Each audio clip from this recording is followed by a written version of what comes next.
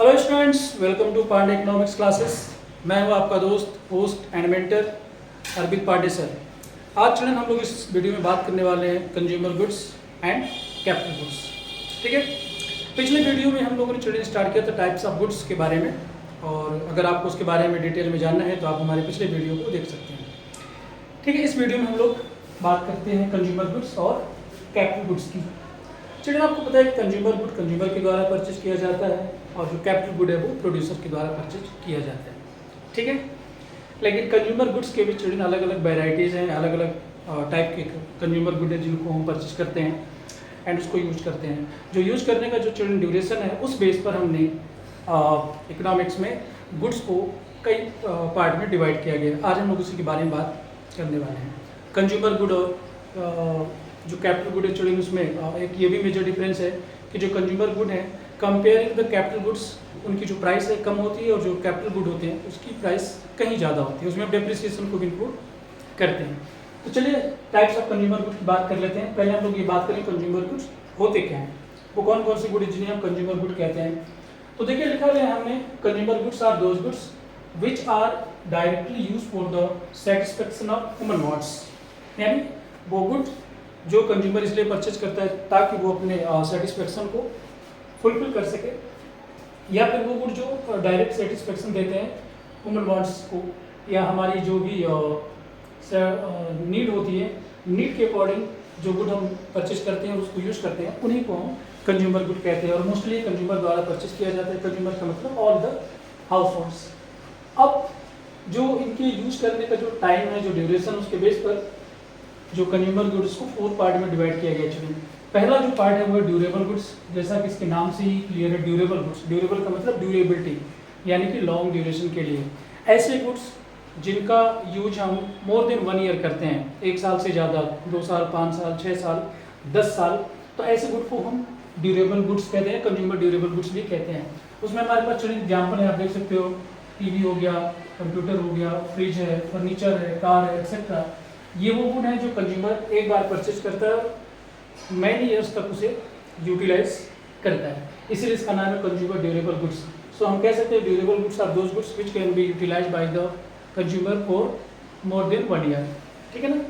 Next चला जाता है सेमी ड्यूरेबल गुड। तो ड्यूरेबल गुड के बाद हमारे पास एक आता है सेमी ड्यूरेबल गुड। और सेमी ड्यूरेबल गुड की जो लाइफ है या यूज करने का जो ड्यूरेशन है वो ड्यूरेबल गुड से थोड़ा कम होता है। कितना होता है, यहाँ पर कोई स्पेसिफिक ड्यूरेशन चिल्ड्रन नहीं लिखा है, बट हम एस्टिमेट कर सकते हैं मोर देन 1 ईयर या इक्वल टू 1 ईयर। तो ऐसे गुड्स जिनको हम 1 साल या 1 साल से थोड़ा ज़्यादा या 1 साल से कम हम यूटिलाइज करते हैं, उनको हम सेमी ड्यूरेबल गुड्स कहते हैं। उसमें हमारे पास आता है क्लोथ है, शूज है और इस तरीके की जो चीज़ें हैं जिनको हम लगभग 1 साल तक यूज करते हैं। ये तो हो गए सेमी ड्यूरेबल गुड्स। उसके बाद चलिए हमारे पास आता है नॉन ड्यूरेबल गुड्स। ये है, इसमें कोई ड्यूरेबल नहीं होता है, इनको पेरिसेबल गुड भी कहते हैं। इनका चलिए लाइफ स्पैन बहुत शॉर्ट होती है, क्योंकि अगर हम इसको तुरंत यूटिलाइज नहीं करेंगे या 2-4 दिन में यूटिलाइज नहीं करेंगे तो इनको स्टोर करना बड़ा मुश्किल है और इनकी लाइफ अपने आप सेल्फ लाइफ बड़ी शॉर्ट होती है, ख़राब हो जाते हैं, यूज़ करने के लायक नहीं रह जाते। तो इसीलिए हमें इमीडिएट या विद इन फ्यू डेज हमें यूज़ करना होता है। उसमें आप देख सकते हैं, यहाँ पर मैंने मिल्क लिख दिया, ये रॉन्ग लिखा हुआ है। इसमें है मिल्क, फ्रूट्स है, वेजिटेबल्स है, ब्रेड, फूड ग्रेन्स, ये वो चीज़ है, ये ऐसे गुड है जिनका कोई लाइफ बहुत लंबी नहीं होती है। या फिर हम इसको कहते हैं सिंगल एक्ट ऑफ कंजम्पशन, यानी ये वो गुड है कि जब हम इनको एक बार में ही कंज्यूम करते हैं और ये खत्म हो जाते हैं। ठीक है ना। तो इनको इनकी जो डेफिनेशन 2 तरीके से, एक तो ये नॉन ड्यूरेबल है, यानी इनको हम सिंगल एक्ट ऑफ कंजम्पशन में खत्म कर देते हैं, और पेरिसेबल गुड है, यानी इनको हम स्टोर बहुत लंबे समय तक नहीं कर सकते, तो ये इनकी सेल्फ लाइफ बहुत छोटी होती है। ठीक है ना। तो ये नॉन ड्यूरेबल गुड हो गए। उसके बाद चलन आता है सर्विसेज। सर्विसेज ये है नंबर 4 पर, और इनको नॉन मटेरियल गुड्स भी कहते हैं, यानी ये वो आइटम है और जो इनटेंजिबल आइटम है, हम इनको देख नहीं सकते, छू नहीं सकते, हम इनको फील कर सकते हैं। जब आपको डॉक्टर आपका ट्रीट करता है तो आपको फील होता है, आपको रिलैक्स मिलता है, आपको पता चलता है कि आपकी जो प्रॉब्लम थी वो दूर हो रही है। आप किसी होटल में खाना खाने गए हैं या बार्बर की शॉप पर बैठे हुए हैं और वो आपको सर्विस दे रहा है, या फिर आपको कोई टीचर टीचिंग, जैसे कि मैं आपको सर्विस दे रहा हूँ, मैं आपको एजुकेशन दे रहा हूँ, है ना। तो ये सर्विसेज ऑफ लिखा हुआ टीचर्स हो गया, डॉक्टर हो गया, बैंक हो गए, ये सारे सर्विसेज हैं, ये नॉन ड्यूरेबल गुड्स में आते हैं, इनको सर्विसेज भी कहते हैं। बाकी जो 3 आप देख रहे हो, ड्यूरेबल गुड्स हैं, सेमी ड्यूरेबल गुड्स हैं, नॉन ड्यूरेबल गुड्स हैं, ये टेंजिबल आइटम है, इनका फिजिकल एग्जिस्टेंस है, इनको देख सकते हैं और छू सकते हैं, बट हम सर्विस को ना देख सकते हैं ना छू सकते हैं, only we can feel it, ठीक है, हमें सेटिस्फेक्शन मिलता है। तो ये तो हो गए children types of consumer goods, जिसमें ड्यूरेबल गुड्स आ गए, semi durable goods, non durable goods और पेरिसेबल गुड्स दोनों कहते हैं इसको, और आगे सर्विसेज जिनको नॉन मटेरियल गुड्स भी कहते हैं।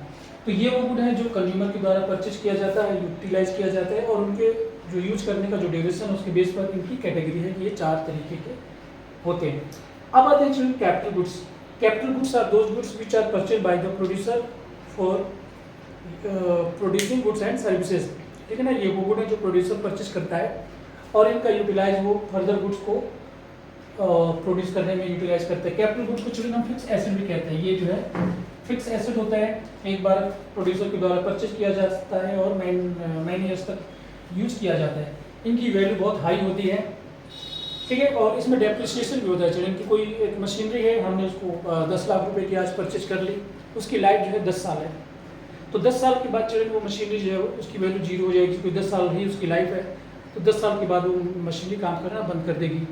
तो उसका जो डेप्रिसिएशन है चिल्ड्रन, हम जो प्रोड्यूसर हैं डेप्रिसिएशन रिजर्व फंड बनाते हैं, और जब उस रिजर्व फंड को ही यूटिलाइज किया जाता है उस मशीन को रिप्लेस करने के लिए। तो अगर कोई मशीन 10 लाख रुपए की है और उसकी लाइफ भी 10 साल ही है, तो प्रोड्यूसर को हर साल डेप्रिसिएशन रिजर्व फंड में 1-1 लाख रुपए डिपॉजिट करना पड़ेगा।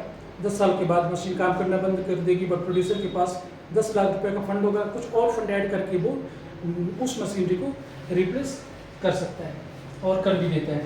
तो कैपिटल गुड्स या देखिए यहाँ पर आते हैं कैपिटल गुड्स के बारे में।